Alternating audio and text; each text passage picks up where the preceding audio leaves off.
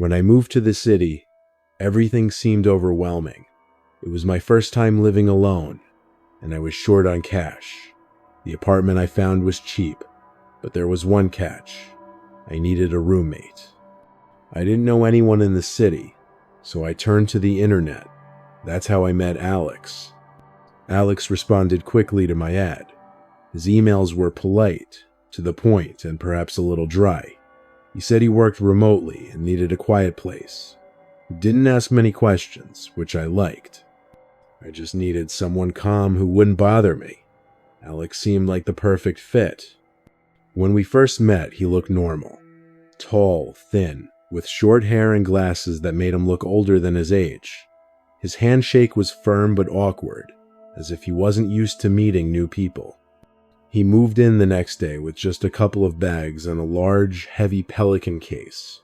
At first, everything was fine. Alex kept to himself. He spent a lot of time in his room, which was at the end of the corridor. He locked the door and sat there for hours. There was almost no sound coming from him, except for the occasional cough or the sound of typing late at night. He didn't have many things, and the apartment was clean. We hardly spoke, just good morning or bye when we bumped into each other in the hallway. To be honest, I thought I was very lucky to have such an easygoing neighbor. But then the oddities began. The first thing I noticed was the locks. Alex always locked his room, even when he went to the kitchen for water. At first, it didn't bother me. I thought he just valued his personal space. But then I realized that he had installed additional locks on the door that I hadn't noticed when he first moved in. Now there were 3. A regular lock on the handle, a latch, and a heavy-duty deadbolt. One day I joked, "What are you hiding in there, Gold?" Alex didn't laugh. He just looked at me with a blank expression and said, "I like to feel safe." A couple of weeks later, I noticed his case again. It was always in the corner of his room, by the door. Sometimes when he thought I wasn't home, he would open it and quickly rummage through it as if checking to see if everything was in place. Once I saw him take out several syringes and small glass vials. He didn't notice that I was watching from the hallway. I didn't ask any questions. Something about his behavior made me nervous. He wasn't aggressive, but when he was around, there was tension in the air, like a tightly stretched string. I told myself it was all in my head, but the feeling of unease grew. A week after I saw the vials, the smell started.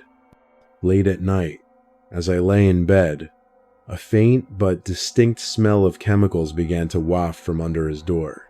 Something between antiseptic and formaldehyde. When I asked him about it the next morning, he shrugged and said, "I have a hobby taxidermy. I work with preservatives." The longer Alex lived with me, the more paranoid he became. He started asking strange questions. Had I seen anyone loitering around the house? Had I noticed any strange cars on the street? Once he asked how good the soundproofing was in the apartment. I said not very good, and he frowned. He also started leaving the apartment at odd hours. Sometimes I heard the front door open at 2 or 3 in the morning. He never said where he was going, and I didn't ask. I'm not sure I wanted to know. One night I came home from work and found the apartment darker than usual. The door to Alex's room was closed, and the hallway smelled stronger than usual, a mixture of sweat and those chemicals. I knocked, but he didn't answer. I walked past his room to mine, and my gaze caught a faint strip of light under his door. He was there. He just didn't want to answer. The next day, I decided to rummage through his things. I know I shouldn't have, but curiosity got the better of me. Alex had gone on one of his nighttime outings, and his room was locked as usual. But this time he was apparently in a hurry, and didn't close the bolt properly. After fiddling with a screwdriver for a while, I managed to open it. What I saw inside made my blood run cold. The walls were partially covered with soundproofing panels. On the table stood a powerful computer, and next to it was professional medical equipment, 4 drips, surgical instruments, and that very case, now open. Inside were bags for storing organs. On the monitor screen was a forum on the darknet with prices for human kidneys and livers. Suddenly, I heard the key turning in the front door lock. I was overcome with panic. I rushed out of his room, closing the door behind me, and locked myself in my room, holding my breath. I could hear his footsteps in the hallway. He stopped at my door, then at his own. There was silence. I don't know if he realized I was there. I didn't sleep that night, listening for every little noise. The next morning, as soon as he left, I packed my things and moved out. I didn't go to the police. I was too scared. I just disappeared. To this day, I sometimes wonder what would have happened if he had found me in his room, or if I hadn't been able to open the lock and had remained in the dark.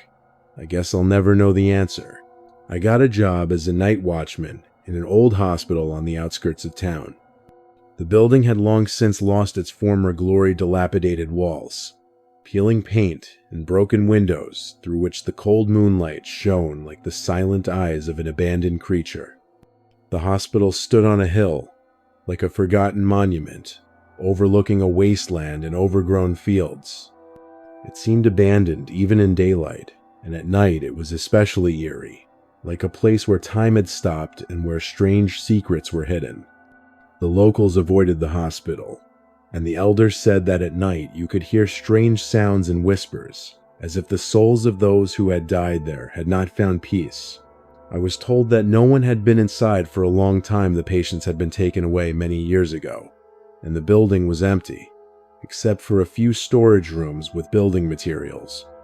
The renovation was supposed to have started several years ago, but the work seemed to have stalled, and no one came in at night. My job was simply to guard the area to prevent thieves or teenagers from causing trouble here, to prevent intruders from entering, and to preserve what was left of this place as much as possible. The first couple of nights passed almost peacefully. I quickly got used to the loneliness and empty corridors, their musty smell and cold, almost palpable darkness. In the security booth, I drank strong coffee, leafed through old magazines left over from Soviet times, and went on patrol every 30 minutes. The surveillance cameras were turned off, so I had to rely solely on my own eyes and ears. With every step I took on the creaky floor, I tried to keep my thoughts under control, but I couldn't shake a slight feeling of anxiety. But on the third night, everything changed. At first, I heard a soft whisper quiet, barely audible, as if someone were talking to themselves or repeating the same words over and over like a spell. The sound came from deep within the hospital, from those very empty corridors that I was afraid to enter. I gathered my courage and went to check it out, but as soon as I approached the source of the sound, the whispering stopped, as if someone was hiding in the shadows and watching me, not wanting to be seen. I went around all the floors, looked into every room. Everywhere was empty, no movement, no sound except my own breathing and footsteps. The air was heavy and damp, smelling of mold and abandonment. I even went down to the basement, where eternal darkness reigned. It seemed that the air itself was thick, like wet darkness, and with each breath it became harder to breathe. But I found no traces of human presence. On the fourth night, I saw a light. One of the corridors long abandoned and closed was suddenly illuminated by a dim, flickering light that seemed unreal, as if coming from another world. My heart began to beat twice as fast, and a chill ran down my spine. I went up to the second floor, to where the operating room used to be a place that seemed especially sinister at night. In the operating room, there was a man lying on the table, apparently a patient. Around him stood 3 figures in old-fashioned surgical gowns. Their faces were covered with gauze masks, from under which their eyes peered out. These were not just eyes, they glowed with a cold, sinister light, as if darkness and eternal anguish had settled in them, a gaze that penetrated and burned the soul. The figures moved slowly, almost silently, like shadows gliding along the walls and disappearing into the corners. I froze and couldn't move, feeling the icy needles of fear running down my skin. One of them raised his head and looked straight at me. His gaze was so deep and empty that it seemed he could see my most secret and hidden thoughts. And in that moment, All the lights went out, the room disappeared, and once again there was only darkness and emptiness. I stood in the middle of the hallway, trembling with fear, alone and vulnerable, with only the faint light of my flashlights cutting through the darkness. The next morning I called the police. They arrived 40 minutes later, carefully inspected the building, and took my statement. One of the officers, an elderly man with tired eyes, told me a story that seemed to confirm my fears. In 1992, there was a fire in this hospital that killed a surgical team 3 doctors and 1 patient.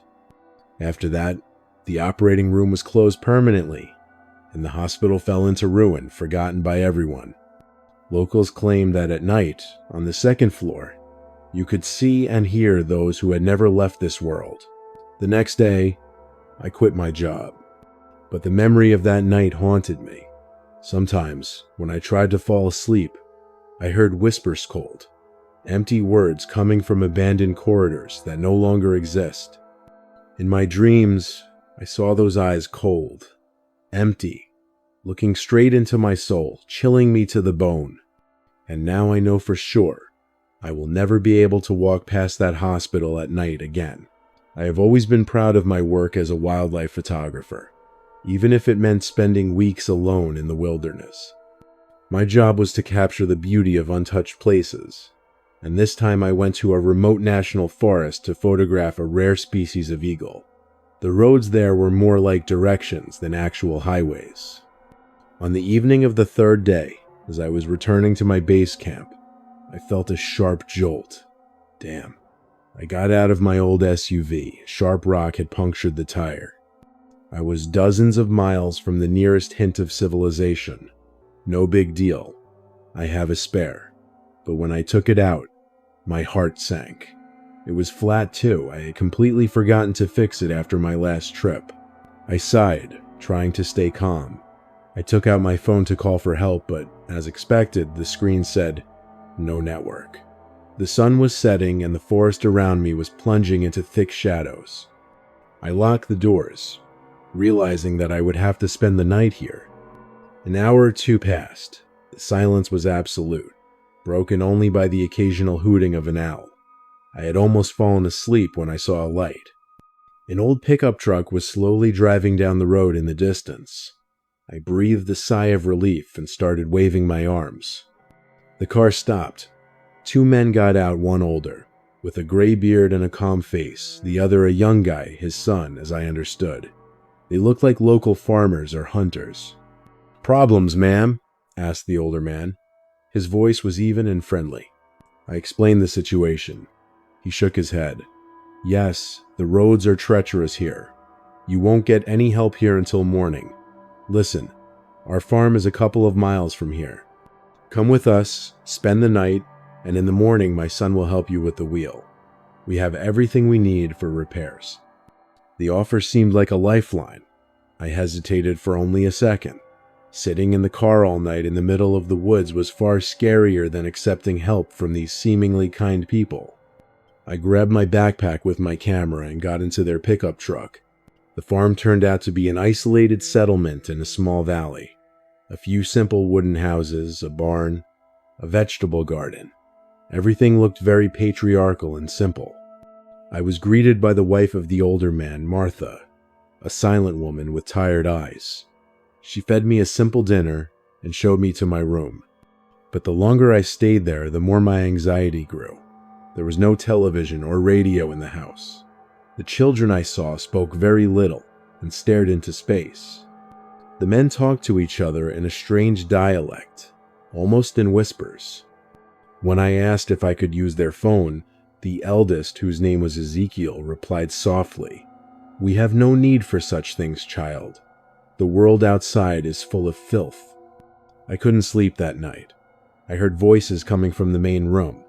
They were singing. These weren't ordinary songs, but some kind of monotonous, mournful hymns. The words were strange, talking about pure blood, the chosen ones, and purifying those who came from outside with fire. A chill ran down my spine. I realized that these were not just farmers. It was some kind of sect. I was not a guest. I was one who came from outside. Towards morning, when everything had quieted down, I decided to escape. I quietly slipped out of my room. My backpack was lying on the table in the main room. They had apparently searched it. But the keys to my car were in my jacket pocket. I grabbed my backpack and tiptoed to the exit. I ran. I ran through the dark forest, not knowing where I was going, stumbling over roots, scratching my face on branches. I heard screams and dogs barking behind me. They had noticed my disappearance. Adrenaline drove me forward. I didn't know if I was running toward the road or deeper into the forest, but I couldn't stop. Only at dawn, exhausted and panicked, did I stumble onto that very road, a few hundred yards from my car. I ran to it, opened the door with trembling hands, locked myself inside, and collapsed onto the seat, sobbing with relief and horror. I sat in the car all day. Only in the evening did a ranger drive by. When I stammered out my story to him, he frowned. "There are rumors of a strange community in these parts," he said, "but no one has ever been able to find them. It was thought to be just local folklore." Since then, I never drive alone to places that are too remote, and I always double-check the spare tire. The memory of the children's empty eyes and monotonous singing in the night has stayed with me. A reminder that the scariest monsters are people, and sometimes they just want to help you.